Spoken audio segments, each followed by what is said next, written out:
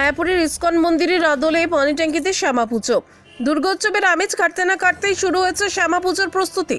পানি ট্যাঙ্কি গৌড় সিংহজোত শ্রী শ্রী শ্যামা প্রগতি সংঘের উদ্যোগে এবছর পালিত হচ্ছে 46তম বর্ষের শ্যামা পুজো। ঢাকের আওয়াজ ও মন্ত্র উচ্চারণের মধ্য দিয়ে খুঁটি পুজোর মাধ্যমে আনুষ্ঠানিকভাবে সূচনা হয় পুজো প্রস্তুতির। সংঘের সদস্যরা জানিয়েছে এবছর থিম মায়াপুরের ইসকন মন্দিরের আদলে তৈরি হচ্ছে, পাশাপাশি থাকবে চন্দননগরের আলোকসজ্জা ও লাইটিং প্রদর্শনী, যা দর্শনার্থীদের বিশেষ আকর্ষণ হয়ে উঠবে।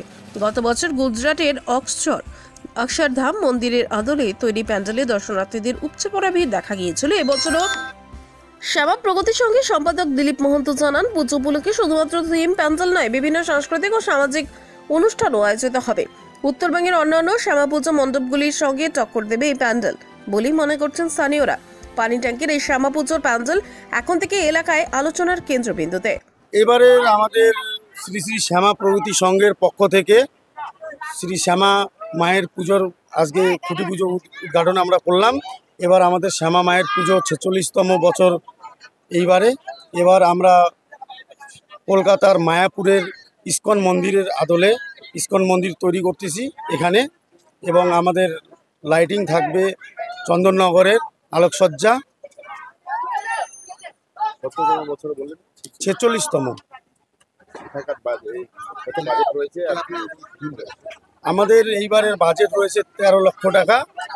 এবার আমাদের এখানে মায়াপুরের ইসকন মন্দির হচ্ছে এবং আমাদের চন্দননগরের আলোকসজ্জা রয়েছে, তার সঙ্গে কুমোরটুলির প্রতিমা, এবং তার সঙ্গে আমাদের 3 দিন ব্যাপী নানান সাংস্কৃতিক অনুষ্ঠান রয়েছে এবং দুস্থদের বস্ত্র বিতরণ, তার সঙ্গে নানান সাংস্কৃতিক অনুষ্ঠানও রয়েছে।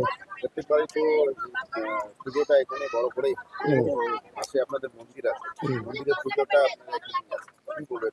না, মায়ের মন্দিরের পুজো আমাদের এটা ঐতিহ্যবাহী মন্দির। আমাদের মায়ের মন্দির মেন পুজো মন্দিরেই হয়। আমরা গত 5 বছর থেকে এখানে বড় করে পুজো করতেছি। সবসময় আমরা ভাবি যে পাইনডিঙিবাসীর একটা নতুন কিছু করে তুলে ধরার জন্য মন্দির আমরা এটা করি। সামনে আমাদের বিহার ইন্দো নেপাল বর্ডার, প্রচুর দর্শনার্থী আসে, এখানে ভিড় হয় আমাদের পুজোয়। কতটা দর্শনার্থী আসা? আমরা 50-60 হাজার দর্শনার্থী প্রতি বছরে হচ্ছে। আমরা এবারও আশাবাদী।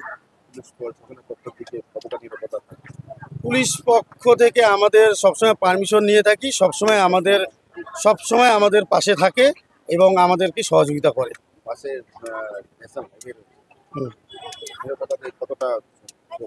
না, পাশে আমাদের ন্যাশনাল হাইওয়ে রয়েছে। আমাদের হাইওয়ের উপরে আমরা সবসময় ব্যারিকেড করে রাখি, যেহেতু বড় পূজা করি। নানান যে কোনো একটা বড় ধরনের কোনো সমস্যা যেন না হয়, এই জন্য আমরা সবসময় নিরাপদ রেখে কাজ করি।